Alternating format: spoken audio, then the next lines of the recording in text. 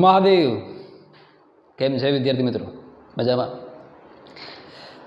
ત્રીજા ચેપ્ટરની યાત્રાને આગળ વધારશું.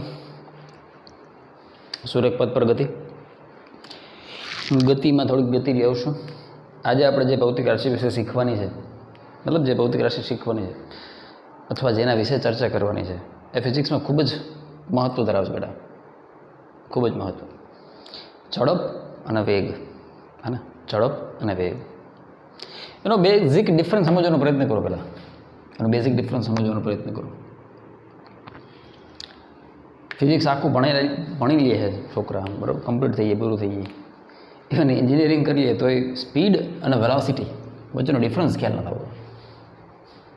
Basic difference between speed and velocity, આ એક નોંધ તરીકે યાદ રાખજો. મોસ્ટ ઇમ્પોર્ટન્ટ નોંધ. રેડી? ગતિને વ્યાખ્યાયિત કરવા માટે, મોશનને વ્યાખ્યાયિત કરવા માટે, રાઈટ, આપણે આ બે વસ્તુની જરૂર પડશે. શેની? તો કે એક આવે ઝડપ, ઇંગ્લિશમાં કહેવાય સ્પીડ. એક આવે વેગ, ઇંગ્લિશમાં કહેવાય વેલોસિટી. રેડી? સૌથી પહેલો બેઝિક ડિફરન્સ એ છે, સૌથી પહેલો બેઝિક ડિફરન્સ કે ઝડપમાં, હવે સાંભળ, આના પાસે બે ભાગ પડે. એ મેં પહેલાં લેક્ચરમાં કીધું હતું, સરેરાશ વેગ અને તાત્ક્ષણિક વેગ. આને બે ભાગ પડે, સરેરાશ ઝડપ અને તાત્ક્ષણિક ઝડપ. અત્યારે આપણે જે શીખવાનું છે એ સરેરાશ ઝડપ અને સરેરાશ વેગની ચર્ચા કરવાની છે. તો હું એના સંદર્ભમાં ચર્ચા કરીશ, બરાબર. એવરેજ વેલોસિટી શું છે અને એવરેજ સ્પીડ શું છે. રેડી? તો આપણે આગળ અહીંયા સરેરાશ લગાડી દઈએ, બરાબર. સરેરાશ વેગ અને આમાં થાય સરેરાશ ઝડપ. ઇંગ્લિશમાં લખવું હોય તો એવરેજ સ્પીડ અને એવરેજ વેલોસિટી. રેડી? ડિફરન્સની વાત કરીએ તો પહેલો ડિફરન્સ એ છે બેટા કે આ એક અદિશ ભૌતિક રાશિ છે. આ એક અદિશ ભૌતિક રાશિ છે. આ એક સદિશ ભૌતિક રાશિ છે. આ એક સદિશ ભૌતિક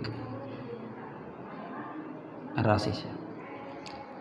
સરેરાશ વેગ સ્થાનાંતરથી પ્રભાવિત છે. એનો મતલબ કે એકમ સમયમાં થતું સ્થાનાંતર સરેરાશ વેગનું મૂલ્ય આપે છે. સરેરાશ વેગનું મૂલ્ય આપે છે.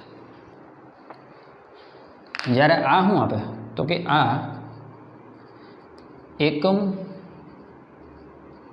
સમયમાં કપાયેલું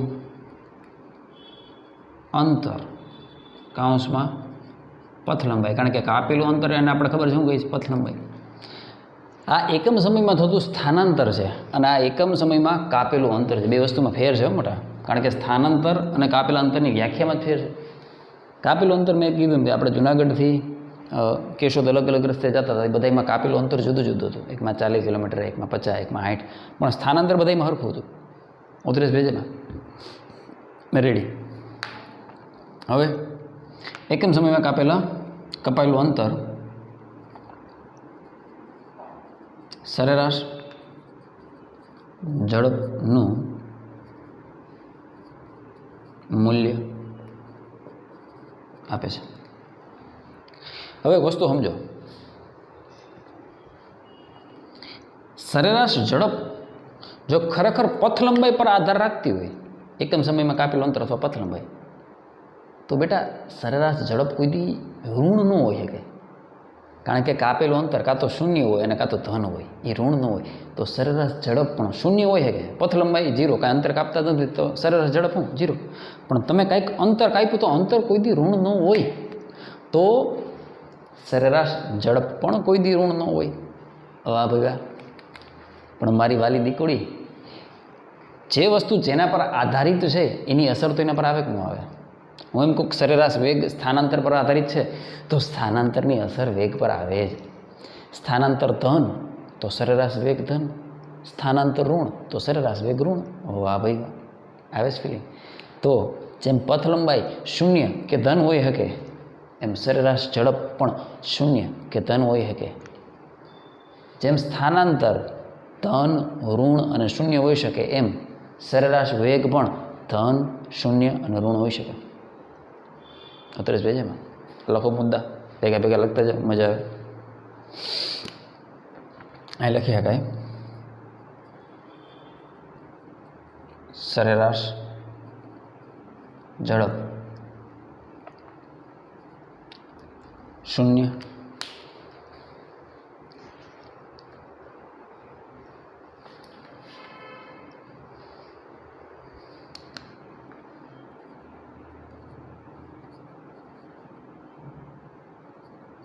અથવા ધન હોઈ શકે, પરંતુ ઋણ કદાપી હોઈ શકે નહીં. રેડી? અહીંયા લખો બેટા, સરેરાશ વેગ ધન, ઋણ તથા શૂન્ય હોઈ શકે. રેડી? આગળના હું એક એવું સરસ એક્ઝામ્પલ લઈશ કે જેનાથી તને ફિલિંગ સાથે સમજે કે ખરેખર સરેરાશ ઝડપ અને સરેરાશ વેગ કોને કહેવાય, મજા આવી જાય. પછી બીજી એક વાત, સરેરાશ ઝડપ દાખલા તરીકે હું આ રોડમાંથી ઊભો છું, બરાબર? અહીંયા આ રીતે મારી સામેથી એક ગાડી પસાર થઈ. મેં શું કીધું? મારી સામેથી એક ગાડી પસાર થઈ તો એકદમ સ્પીડમાં ગાડી છે, એકદમ સ્પીડમાં. તો આપણા મોઢામાંથી શબ્દ આવે આની ઝડપ તો જો. આપણે વેગ એવો શબ્દ નથી વાપરતા, આપણે ભયંકર ઝડપ હતી ભાઈની, ગજબ ઝડપ હતી. ઝડપ ત્યાં આપણે માત્ર આપણે જે તે સમયે એનું અવલોકન કર્યું, ત્યાં એની ગતિનું જે મૂલ્ય છે એ આપણે જોયું કે આપણા સામેથી એનું સ્થાન બહુ ફટાફટ ચેન્જ થઈ ગયું. 1 સેકન્ડમાં આવ્યા હતી ને પછી આમ જોયું તો ગાડી ક્યાંય પૂગી ગઈ હતી. તો એ આપણે શું કહીએ? બહુ સ્પીડમાં ગાડી હતી, બહુ ઝડપમાં ગાડી હતી. પણ કોઈ સાયન્સનો વિદ્યાર્થી હોય તો એ સમજે કે ભાઈ ઝડપ અદિશ ભૌતિક રાશિ છે, જ્યારે વેગ સદિશ છે. પછી હું એમ કહું કે હું રોડ પર ઊભો હતો, સોમનાથ બાજુ એક ગાડી ભયંકર સ્પીડથી ગઈ. સોમનાથ બાજુ એક ગાડી ભયંકર સ્પીડથી ગઈ તો સ્પીડની સાથે સાથે દિશાએ આવી ગઈ, એટલે એ ભૌતિક રાશિને વેગ કહી શકાય. 32 પેજમાં કયા સંદર્ભમાં તમે યુઝ કરો છો એના બેઝિસ પર તમે ડિફરન્શિએટ કરી શકો. તમે સ્પીડની વાત કરો છો કે તમે ઝડપની વાત કરો છો. દાખલા તરીકે અમુક કિસ્સા એવાય છે, છેલ્લા લેક્ચરમાં તને કીધું હતું મેં, કે જ્યારે કોઈ પદાર્થ સુરેખ માર્ગ પર ગતિ કરે, દાખલા તરીકે એ આગળ ઊભો છે અને આ રસ્તે એ બી પાસે પહોંચ્યો. ધ્યાનથી શું છે? એ થી બી સુધીનું અંતર 10 મીટર છે અને એટલું અંતર કાપતા એને 1 સેકન્ડ થઈ. હવે તમને કોઈ એમ કહે કે ભાઈ સરેરાશ ઝડપ શોધો કે સરેરાશ વેગ શોધો, તો બેનો આન્સર એક જ આવે બેટા. જો સરેરાશ, હું અહીં સૂત્ર લખો તને મજા આવે.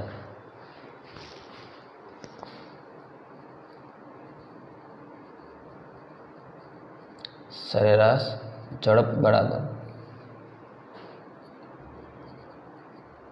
કાપેલું કુલ અંતર, યાત્રામાં કાપેલું કુલ અંતર, જેટલી યાત્રા એ કાપેલું કુલ અંતર ના છેદમાં એ અંતર કાપવા માટે લાગતો કુલ સમય, કુલ કાપેલું કુલ અંતરના છેદમાં કુલ સમય. તો આની વ્યાખ્યા શું થાય બેટા? મને કહે. સરેરાશ વેગની વ્યાખ્યા શું થાય બેટા? તો કે પદાર્થે કરેલું કુલ સ્થાનાંતર. સ્થાનાંતરમાં તો તમે કુલ શબ્દ ન વાપરો તો હાલે, કારણ કે સ્થાનાંતર એટલે શું? તો કે એ પદાર્થ ગમે ને ઘૂમરા મારે. અહીંયા છે પદાર્થ, આમ ગયો આમ ગયો આમ ગયો આમ ગયો, ગમે ને ફર્યો, પાણી ભૂગ્યો, તો પ્રારંભિક અને અંતિમ એના પર જ, આના પર આધાર રાખતો નથી. એટલે પદાર્થે કરેલું કુલ સ્થાનાંતર, કુલ લખવું તો હાલે, ન લખવું તો હાલે, કાંઈ ફેર ન પડે કુલ લખવાથી. અહીંયા કુલ લખવું પડે. આખી યાત્રામાં કેટલું ટોટલ અંતર કાપે એના પર આધારિત છે. સ્થાનાંતરમાં કુલ ન લખો તો વ્યાખ્યા ખોટી ન પડે, પણ બાળકને યાદ રાખવા માટે લખવું પડે. અહીંયા કાપેલું કુલ અંતર, અહીંયા કરેલું કુલ સ્થાનાંતર રેડી એમ, બરાબર. અહીંયા આગળ એડ કરી દે ને, પદાર્થે કાપેલું કુલ અંતર, એટલે તને મજા આવે. પદાર્થે કાપેલું કુલ અંતર, અહીંયા પદાર્થે કરેલું કુલ સ્થાનાંતર ના છેદમાં કુલ સમય, અહીંયા છેદમાં કુલ સમય. રેડી? હા કે ના? હવે આ બે સૂત્રોના આધારે આપણે અહીંયા હું ગોતું છું, સરેરાશ ઝડપ અને સરેરાશ વેગ. તો સરેરાશ ઝડપ શું છે? તો કે પદાર્થે કાપેલું કુલ અંતર. કેટલું અંતર કાપ્યું? તો કે 10 મીટર. વાહ ભાઈ વાહ. કેટલા સમયમાં? 1 સેકન્ડમાં. કુલ સમય કેટલો થયો? 1 સેકન્ડ. તો જવાબ શું બેટા? ફિલિંગથી સમજ. 10 મીટર પ્રતિ સેકન્ડનો મતલબ સમજવાની ટ્રાય કર દિલથી, કે ભાઈ 1 સેકન્ડમાં પદાર્થ 10 મીટર ખહી ગયો. સમજજે 5 મીટર, 2 મીટર, 1 મીટર. હું એમ કહું કે A થી Bનું અંતર 1 મીટર છે અને એ 1 સેકન્ડમાં કાપે છે. પછી A થી Bનું અંતર 2 મીટર છે, એ 1 સેકન્ડમાં કાપે છે. A થી Bનું અંતર 5 મીટર છે અને એ 1 સેકન્ડમાં કાપે છે. છેલ્લે A થી Bનું અંતર 10 મીટર છે, એ 1 સેકન્ડમાં કાપે. તો તું ધ્યાનથી જો, અંતર દર વખતે વધતું ગયું, સમય એકનો એક થયો, તો કોની ઝડપ વધારે? આની ઝડપ વધારે. આવે જ ફિલિંગ? કેમ? તો કે સમય બધામાં 1 સેકન્ડ છે. પહેલી વાર 1 મીટર કાપી, બીજી વાર 2 મીટર, ત્રીજી વાર 5 મીટર, ચોથી વાર 10 મીટર. તો ઝડપ આવે જ ફિલિંગ? મૂલ્ય વધતું ગયું 1 સેકન્ડમાં. આપણે કેટલી ઝડપથી, તો કેટલી ઝડપથીના સ્થાનમાં ફેરફાર થઈ ગયો. પહેલામાં સ્થાનમાં ફેરવું તો કે 1 સેકન્ડમાં 1 મીટર જ સ્થાન ફેર્યું, બીજામાં 2 મીટર સ્થાન ફેર્યું, ત્રીજામાં 5 મીટર સ્થાન ફેર્યું, ચોથામાં 10 મીટર સ્થાન ફેર્યું. ઝડપનું મૂલ્ય વધતું ગયું. સરેરાશ ઝડપ. કેટલી ઝડપ? આપણે બહુ ઝડપથી. પણ જ્યારે એ ઝડપ સાથે દિશા જોડ દે, એ શું થઈ ગયું? વેગ થઈ ગયો. જ્યારે એ ઝડપ સાથે હું જોડ દી, દિશા જોડ દઈએ, તો એ શું થઈ ગયું? વેગ થઈ ગયું. આપણે 5મા ચેપ્ટરમાં ભણશું, જ્યારે આપણે વર્તુળાકાર ગતિ ભણશું ને ત્યારે 4થા ચેપ્ટરમાં થોડોક ઉલ્લેખ છે, પણ આટણે યાદ રાખજે કે સાહેબ આ ઉદાહરણ કીધું તો મજા આવી ગઈ. તમને એવું કહે કે એક કણ વર્તુળાકાર માર્ગ પર 5 મીટર પ્રતિ સેકન્ડની નિયમિત ઝડપથી ગતિ કરે છે.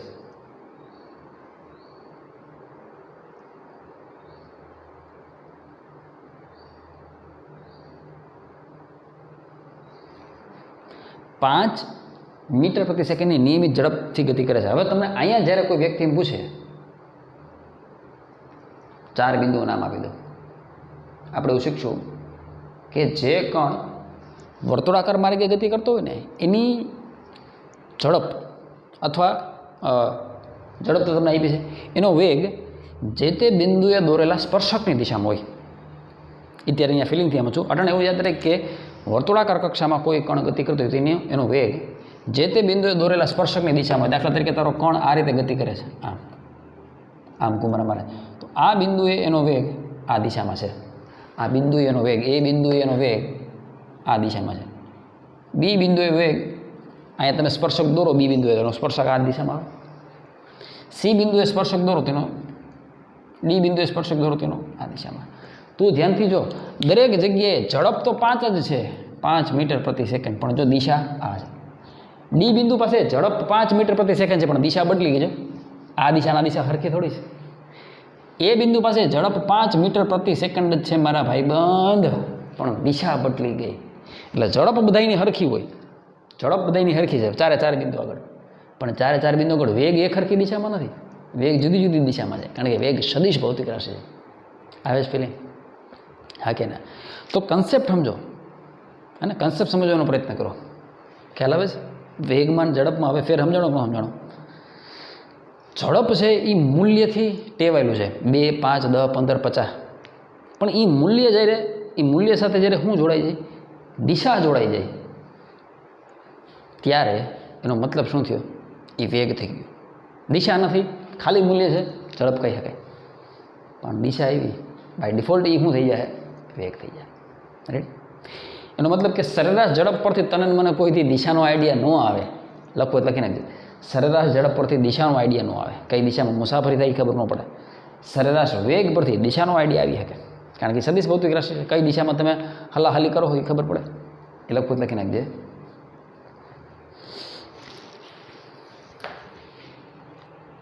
સરેરાશ ઝડપ પરથી ગતિની દિશાની માહિતી મળતી નથી.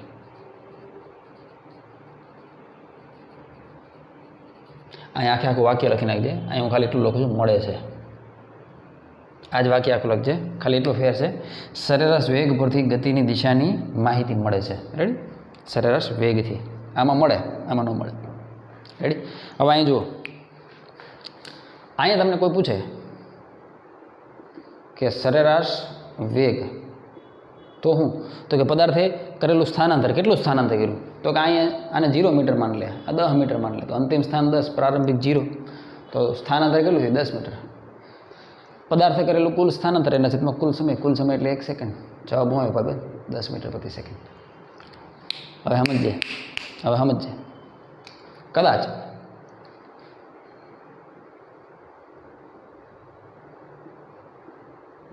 એસીબી 10 મીટર છે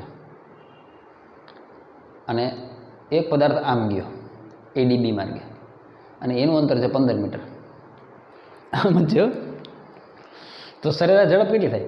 ધ્યાનથી સમજી વિચારીને જવાબ દેજે. આ કિસ્સામાં આ બીજો દાખલો લઈ લીધો, આ પહેલો દાખલો, આ બીજો દાખલો. મજા જ આવી જાય તને. જો બીજા દાખલા માટે સરેરાશ ઝડપ કેટલી થાય? એસીબીની તો ખબર જ છે 10 મીટર પ્રતિ સેકન્ડ. પણ એડીબી માર્ગે સરેરાશ ઝડપ કેટલી થઈ? એડીબી માર્ગે સરેરાશ ઝડપ કેટલું થયું? કાપેલું કુલ અંતર કેટલું? 15 મીટર. આ 1 સેકન્ડમાં, આ 1 સેકન્ડમાં. રેડી? તો 15 મીટરના છેદમાં 1 સેકન્ડ. જવાબ આવ્યો 15 મીટર પ્રતિ સેકન્ડ. જ્યારે એસીબીમાં ફરીથી તમે સરેરાશ વેગ ગણશો તો સ્થાનાંતર માટે તો ગમે માર્ગે જાય. 39 પેજમાં આ કે દાખલા તરીકે આ એબી પોઈન્ટ છે, એની વચ્ચેનું અંતર તો 10 મીટર ફિક્સ જ છે. તો આપણે દાખલો જ્યારે ગણવાનો છે કે સરેરાશ વેગ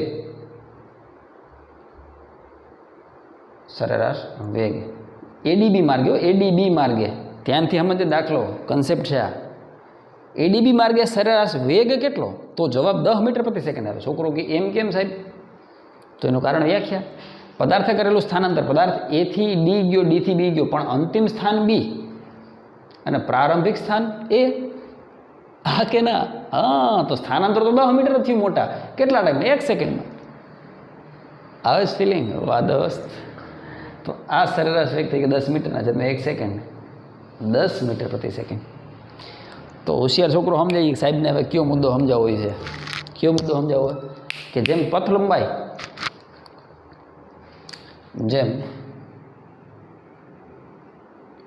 લંબાઈ ગ્રેટર દેન ઓર ઇક્વલ શું હોય શકે? સ્થાનાંતર હોય શકે. એમ સરેરાશ ઝડપ બેટા શું હોય શકે? Greater than or equal to સરેરાશ વેગ. આવે જ ફિલિંગ? વાહ દોસ્ત. છે ને મસ્ત એક્ઝામ્પલ. એથી બી તો આપણે ખબર છે કે ભાઈ એથી બી એવો રસ્તો છે કે જ્યાં સરેરાશ ઝડપ અને સરેરાશ વેગ બે હરખા મૂલ્ય ધારણ કરી શકે. આ રહ્યા કરી શકે. પણ એડીબી માર્ગે જ્યારે તમે ગતિ કરો છો તો સરેરાશ ઝડપ વધારે આવી, સરેરાશ વેગ 10 મીટર પ્રતિ સેકન્ડ. તો દુનિયાના કોઈ પણ એક્ઝામ્પલમાં આ સંબંધ સાચો છે. કા સરેરાશ ઝડપ સરેરાશ વેગ જેટલી જ હોય અને કાંઈ એના કરતાં મોટી હોય, એના કરતાં નાની ન હોય કે કોઈ દી ન હોય. કારણ કે કાપેલું અંતર કાં તો સ્થાનાંતર જેટલું હોય કાં સ્થાનાંતર કરતાં મોટું હોય. તો આ સંબંધ જો હોય 100% સાચો હોય મારા પરમ મિત્ર, આ સંબંધ પણ હોય 100% સાચો હોય જ. અને શીખા કહેવાય. આવે જ ફિલિંગ? ક્યાં વાત હે. સારું લાગતું હોય છે આપેલા ક્લાસ વર્કમાં.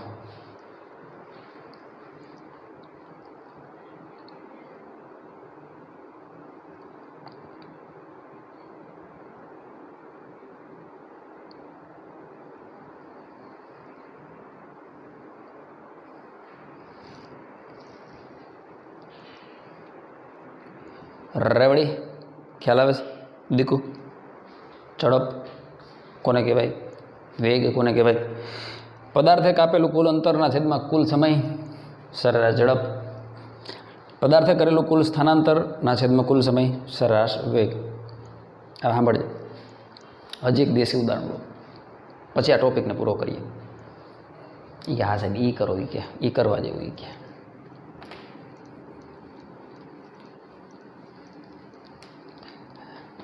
हमें तुम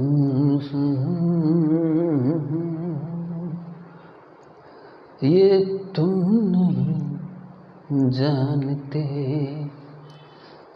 ला ला ला ला ला ला ला हे ला ला ला. इस संबंध को हम याद रखेंगे कि साहब संबंध तो घना बधा. अरे एमने देखो आ संबंध नहीं याद रखशो. ઉદાહરણ તારે સમજવું છે ને ઝડપ ને વેગનું. જો મજા આવી જાય એવું ઉદાહરણ લઈએ આપણે. એ બિંદુ, સી બિંદુ, બી બિંદુ. રેડી? ડી બિંદુ 10 મીટર 10 મીટર 10 મીટર. રેવડી રેવડી કે નહીં? રેવડી. હવે રકમ બનાવવી પડશે ને, કંઈક રકમ બનાવીએ. ક્વેશ્ચન. આ દાખલો દરેક વિદ્યાર્થી પોતાની જાતે ટ્રાય કરે. સૂત્ર અહીં લખાય 2, એના પરથી દાખલો થાય. બરાબર?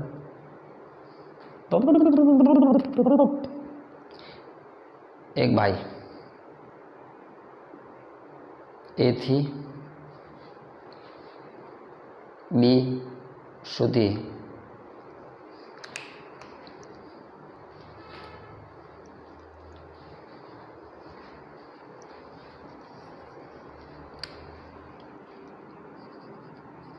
એક ભાઈ એથી બી સુધીનું અંતર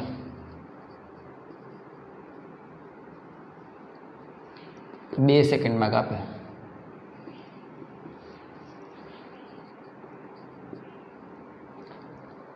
તો એક ભાઈ એથી બી સુધીનું અંતર 2 સેકન્ડમાં કાપે તો તેની સરેરાશ ઝડપ અને સરેરાશ વેગ શોધો. રેડી? હવે સાંભળ, વ્યાખ્યા છે સરેરાશ ઝડપ બરાબર પદાર્થે કાપેલું કુલ અંતર એથી બીમાં 2 સેકન્ડમાં પૂગે કુલ સમયનો 2 સેકન્ડ. બરાબર? એથી બી સુધીનું અંતર 2 સેકન્ડમાં કાપે છે. એથી બી સુધીનું અંતર કેટલું છે દીકું? 10 + 10 20 મીટર ભાગ્યા 2 સેકન્ડ. જવાબ આવે 10 મીટર પ્રતિ સેકન્ડ. વાહ ભાઈ વાહ, વાહ ભાઈ વાહ. ઓહો. હવે સાંભળજે, સરેરાશ વેગ તો પદાર્થે કરેલું કુલ સ્થાનાંતર છેદમાં કુલ સમય. પદાર્થ એથી બીમાં કેટલું સ્થાનાંતર કરે? 10 × 10 20 મીટર. સ્થાનાંતર એ 20 મીટર જ છે. તો 20 / 2 એ પણ કેટલો હોય બેટા? 10 મીટર પ્રતિ second. Same to same. Ready? લખાઈ ગયું? રેડી? હા કે ના? છાપી નાખો. વિડીયોમાં પોઝનું બટન દબાઈ દે. છાપી નાખો. રેડી? હવે જો પોઈ નાખો, ભૂસી નાખો.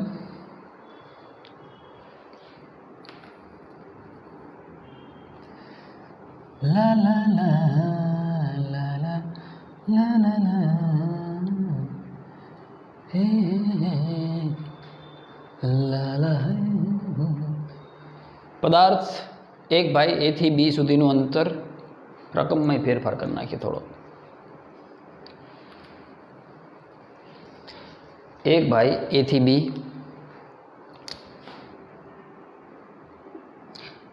एक भाई ए थी डी,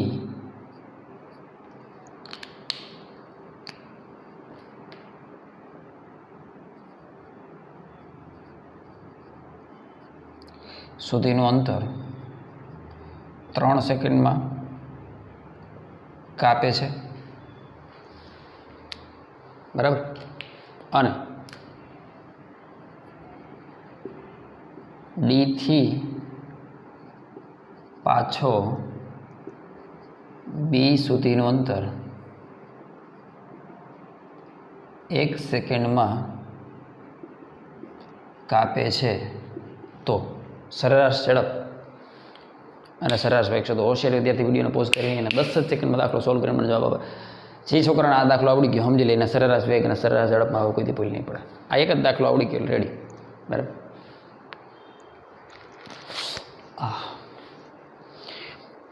એક ભાઈ એ થી ડી સુધીનું અંતર 3 સેકન્ડમાં કાપે. પહેલાં સરેરાશ ઝડપ ગોતીએ. તો એ થી ડી સુધીનું અંતર કાપે 3 સેકન્ડમાં, એટલે 10 + 10 + 10 ટોટલ કેટલું થઈ ગયું મોટા? 30 સેકન્ડ થઈ ગયું. હાલા 30 મીટર થઈ ગયું, રેડી. પણ યાત્રા પૂરી થઈ? ના ના, યાત્રા પૂરી ન થઈ, રકમ બાકી છે. ડીથી પાછો બી સુધી, ડીથી પાછો બી સુધીનું અંતર, એનો મતલબ એ આમ ગયો,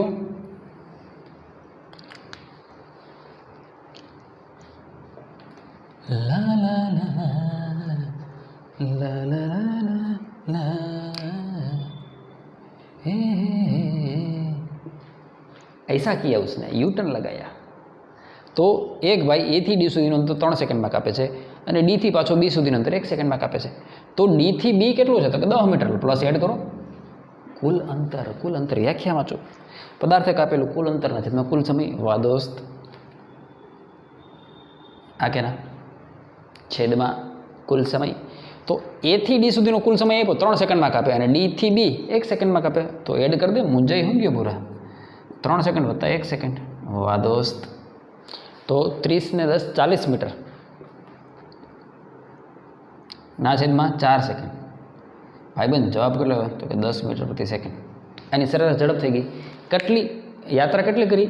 એ થી ડી અને ડી થી પાછો બી, રેડી. આ કાળો પટ્ટો સ્થાનાંતર. હવે મજા આવશે, હવે મજા આવશે. સરેરાશ વેગ તુજો છોકરાને આમ ગલગલિયા થવા જોઈએ, યાર આનંદ આવવો જોઈએ શીખવાનો. તમે હવે મરેલની જેમ બેઠા બેઠા વિડીયો જોવો એમ ન મજા આવે, એનર્જી હોય. પદાર્થે કરેલું કુલ સ્થાનાંતર. હવે હોશિયાર છોકરો બુદ્ધિ મારે. સ્થાનાંતર એટલે તો પ્રારંભિક સ્થાન, વાહ ભાઈ વાહ. અંતિમ સ્થાન, વાહ ભાઈ વાહ.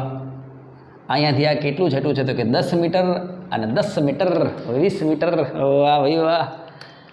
10 મીટર વત્તા 10 મીટર. પણ એ આખા સ્થાનનો ફેરફાર કેટલા ટાઈમમાં થયો? હોશિયાર છોકરો બુદ્ધિ મારે કે એ થી ડીમાં 3 અને ડી થી 1માં 4, એટલે યાત્રા તો આખી 4 સેકન્ડની જ થઈ. તો ભાઈબંધ સમય તો એટલો જ આવશે, 3 સેકન્ડ વત્તા 1 સેકન્ડ. પણ હવે પદાર્થનું સ્થાનમાં ફેરફાર હતો. અંતિમ સ્થાન અહીંયા છે ભાઈબંધ, પ્રારંભિક અહીંથી કેટલું છે? 20 મીટર. વાર્તા પૂરી થઈ ગઈ. તો જવાબ કેટલો આવ્યો? તો કે 20 મીટર ભાગ્યા 4 સેકન્ડ. 4 × 5 = 20. જવાબ આવી ગયો 5 મીટર પ્રતિ સેકન્ડ. એની સરેરાશ, એનો સરેરાશ વેગ આખી યાત્રા ક્યાંથી ક્યાં? એ થી ડી અને ડીથી પાછો બી આવ્યો, એ યાત્રામાં એનો સરેરાશ વેગ 5 મીટર પ્રતિ સેકન્ડ છે. આવે જ ફિલિંગ? સંબંધ સાચો પડ્યો ને એ છોકરા? સરેરાશ ઝડપ is greater than or equal to સરેરાશ વેગ. અને પહેલાંનો દાખલો ગણ્યો તો એમાં સરેરાશ ઝડપ અને સરેરાશ વેગ સરખા હતા, કારણ કે કાપેલું અંતર અને કરેલું સ્થાનાંતર સરખું હતું. એ સરખા સમયમાં કરતા હતા. વાહ દોસ્ત, આ કે ના? આ કે ના? તો પછી મસ્ત ઉદાહરણ છે. સાપોલો પછી આગળ વધીએ. આ એક ઉદાહરણ તારા પલ્લે પડી ગયું એટલે સમજી લે આજનો લેક્ચર તારો સફળ થઈ ગયો. મસ્ત, રેડી? છાપી લીધું? ટીંચાક ડૂમ ડૂમ ડૂમ. હાલો પોસી નાખું છું, બરાબર? बरसो है क्या मैंने इंतजार ला ला ला ला ला रा रा. સારું મ્યુઝિક સાંભળો, મનને શાંતિ આપે એવું. સારી નોવેલ વાંચો, હે ને? નોવેલ ન વાંચો તો ચોપડીઓ વાંચો, હે ને, કાંઈક એવું વાંચો જેનાથી તમારા વિચારોમાં ક્રાંતિ આવે, જેનાથી તમારું અસ્તિત્વ જે છે, હે ને, તમે મનુષ્ય તરીકે જીવિત છો એ અસ્તિત્વમાં આમ ફેરફાર થાય, મજા આવે, હે ને. આપણી ગતિ સત્વ તરફ થવી જોઈએ. સત્વ એટલે જે મતલબ સનાતન સત્ય છે, હે ને, એના તરફ થવી જોઈએ. અને એ જ્ઞાનથી શક્ય છે બેટા, એ જ્ઞાનથી શક્ય છે. અને જ્ઞાન પ્રાપ્તિ માટે મહેનત કરવી પડે. મહેનત કરશો તો મજા આવશે, ઓટોમેટિક પ્રગતિ થશે.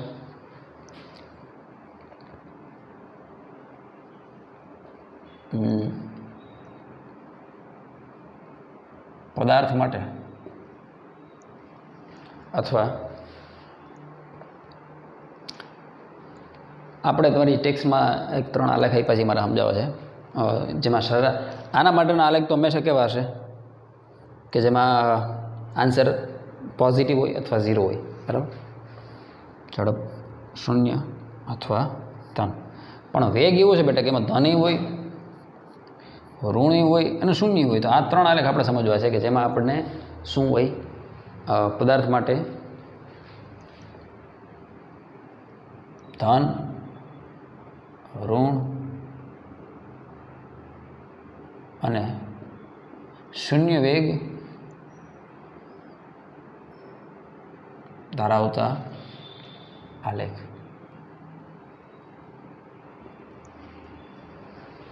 કોઈ આલેખ તમને વેગ ક્યારે આપી શકે?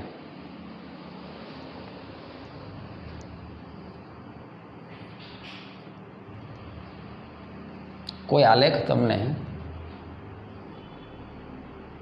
વેગ ક્યારે આપી શકે? કોઈ વિદ્યાર્થી એનો આન્સર આપે મને. એ આલેખ કોના વિરુદ્ધ કોનો હોય તો એ વેગ આપે, એટલું તો વિચાર. એટલું તો તને ભાન પડ્યું ને આટલા ટાઈમથી તું ભણો ફિઝિક્સ. તો આનો આન્સર તો દરેક છોકરો આપી શકવો જોઈએ કે કઈ ભૌતિક રાશિ વિરુદ્ધ કઈ ભૌતિક રાશિનો આલેખ આપણને સરેરાશ વેગ આપી શકે. હોશિયાર છોકરો હોય એ વેગની વ્યાખ્યા જોવે કે વેગની વ્યાખ્યામાં શું છે, તો કે પદાર્થે કરેલું કુલ સ્થાનાંતર ના છેદમાં કુલ સમય. તો એનો મતલબ સીધો થઈ ગયો ભાઈબંધ, સ્થાનાંતર વિરુદ્ધ સમયનો આલેખ જ શું આપી શકે? સરેરાશ વેગ. તો એક્સ એક્સિસ પર બધા શું હશે? સ્થાનાંતર, જેને આપણે એક્સથી રજૂ કરશું, અને સોરી વાય એક્સ પર સ્થાનાંતર, એક્સ અક્ષ પર સમય ટી. રેડી? તો આ પણ સ્થાનાંતર એક્સ વર્સિસ ટી, આ પણ સ્થાનાંતર એક્સ વર્સિસ ટીના આલેખ છે. બરાબર? મેં કાર્ય ઉર્જા પાવરમાં શીખવાડ્યું હતું, ખબર? આલેખ વિશે એક જોરદાર વાત શીખવાડી હતી, ફરીથી યાદ કરી દઉં. દાખલા તરીકે આવું છે, છેલ્લા લેક્ચરમાં ઢાળ કેને કહેવાય શીખવાડ્યું. તો આ ઢાળ છે થીટા, આ ઢાળ છે થીટા, બરાબર? તો આ ઢાળનું મૂલ્ય ગોતવું મારે, ધ્યાનથી એમ જ. આ ઢાળ છે,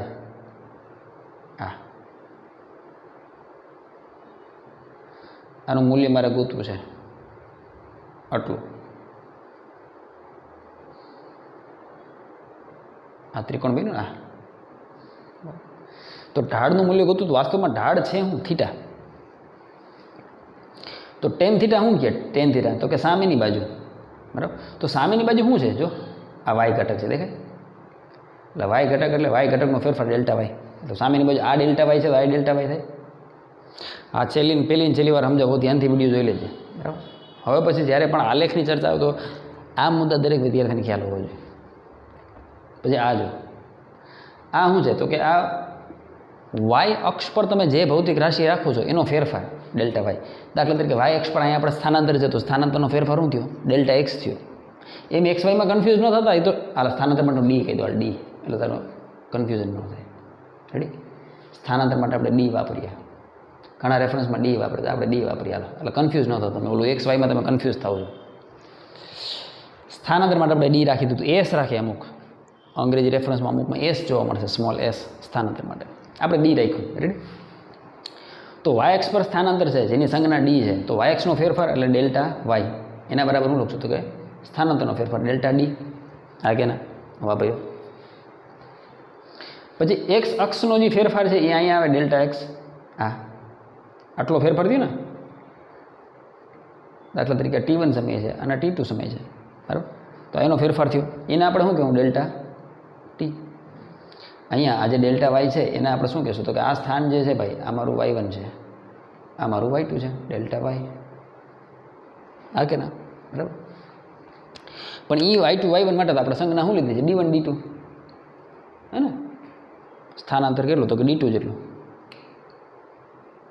અહીંયા સ્થાનાંતર કેટલું? તો D1 જેટલું, બરાબર. યા બેનો ફેરફાર ડેલ્ટા ડી ડેલ્ટા વાય. ખ્યાલ આવી ગયો તને? ઓકે.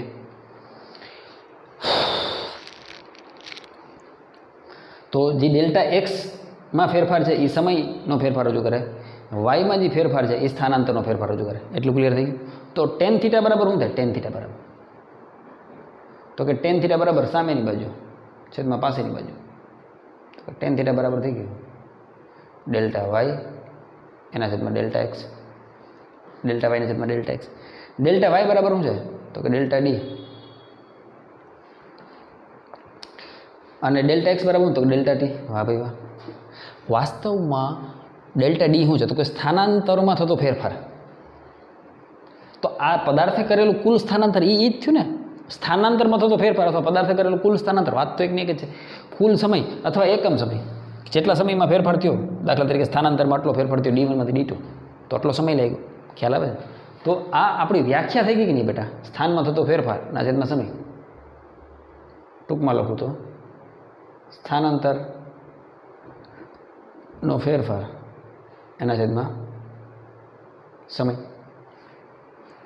થયું કે નહીં? રેડી?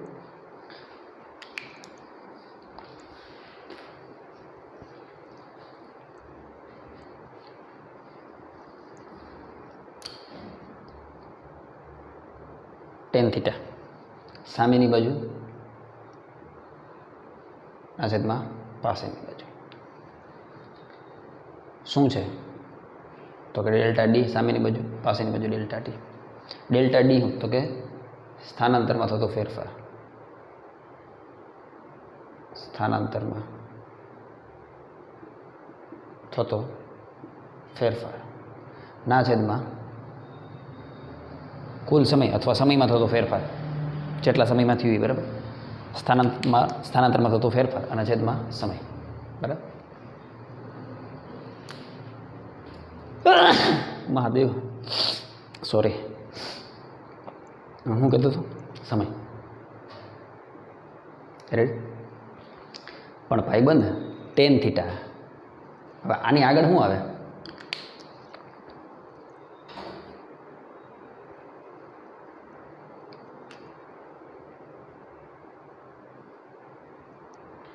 આની આગળ શું આવે? તો કે આ તો ઢાળ છે, એને શું કહેવાય અંગ્રેજીમાં? સ્લોપ બરાબર ઢાળ બરાબર ટેન થીટા બરાબર ડેલ્ટા વાયના છેદમાં ડેલ્ટા એક્સ. ડેલ્ટા વાય શું છે? તો કે સ્થાનનો ફેરફાર એટલે કે ડેલ્ટા ડી. ડેલ્ટા એક્સ શું છે? સમયનો ફેરફાર ડેલ્ટા ટી. પણ બેટા આને તો હું તમે વ્યાખ્યા શું જાણી? તો કે આ તો સરેરાશ વેગ છે. વાહ દોસ્ત, એટલે જવાબ આવ્યો સરેરાશ વેગ. વિડીયોમાં આવે છે છેલ્લો ભાગ, સેજ કપાય છે પણ સરેરાશ વેગ સુધી તો દેખાય છે, બરાબર. સેજ કપાય છે પણ એ લખેલું ખ્યાલ લાગે ને સરેરાશ વેગ છે. આ કે ના? ઓકે. હું સેજ વિડીયોને આમ કરું, સેટિંગમાં ફેરફાર કદાચ દેખાઈ જાય. હા, બરાબર. રેડી?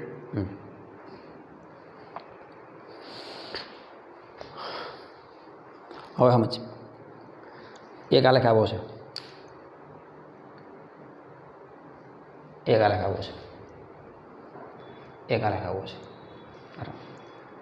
હવે તને એ તો ખબર છે કે સ્થાનાંતર વિરુદ્ધ સમયનો જે ઢાળ છે, સ્થાનાંતર વિરુદ્ધ સમયનો જે ઢાળ છે, અહીંયા સ્થાનાંતર વિરુદ્ધ સમયનો જે ઢાળ છે એ તો સરેરાશ વેગ છે બેટા. એ ખ્યાલ આવી ગયો? ઓકે.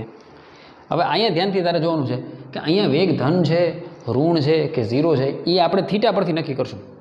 શેના પરથી? થીટા પરથી. ધ્યાનથી જોજે.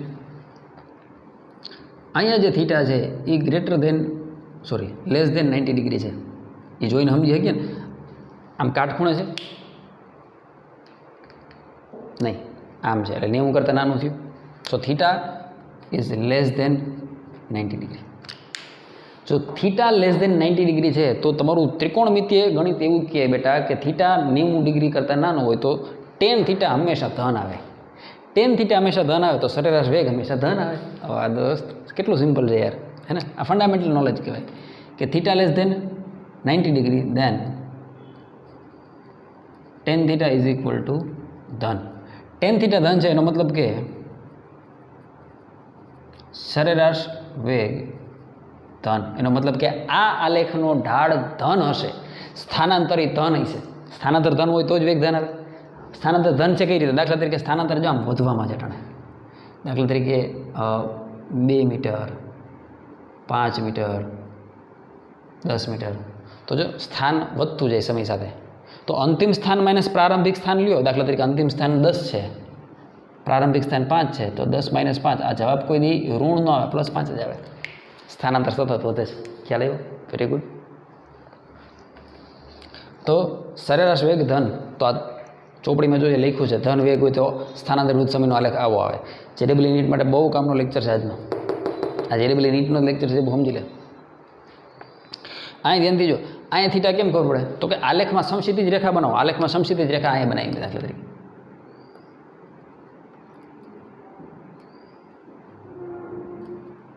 આ સમક્ષિતિજ રેખા આ સમક્ષિતિજને સમાંતર છે. રેડી? હા કે ના?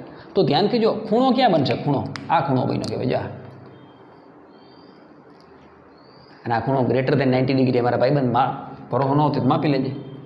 Theta is greater than 90 degree. પણ આ સ્થિતિમાં જ્યારે થીટા 90 કરતાં મોટો હોય ત્યારે ટેન થીટાનું મૂલ્ય ઋણ આવશે. યાદ રાખજે,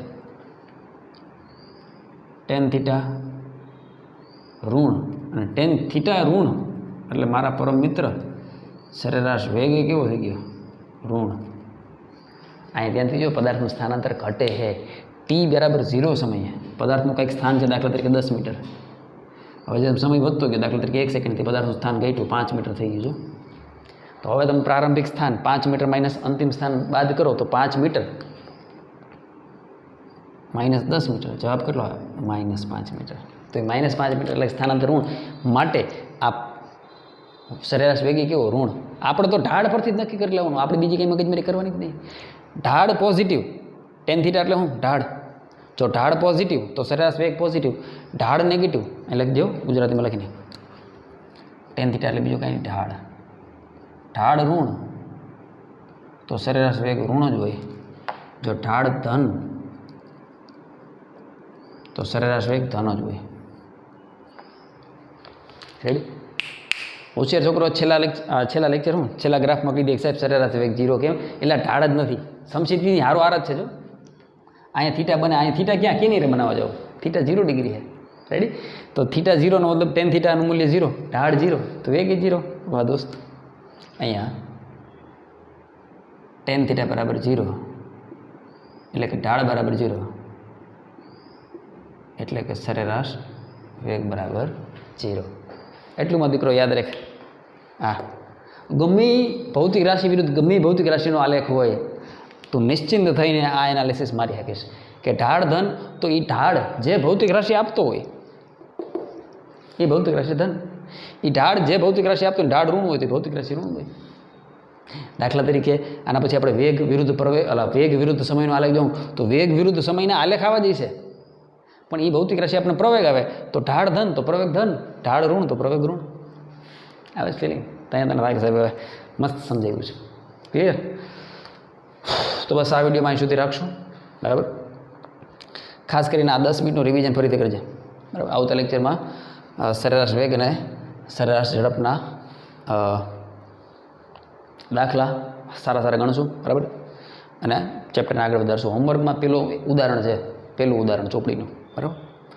3.1 હોમવર્કમાં છે, કરીને આવજો. રાઈટ? મહાદેવ.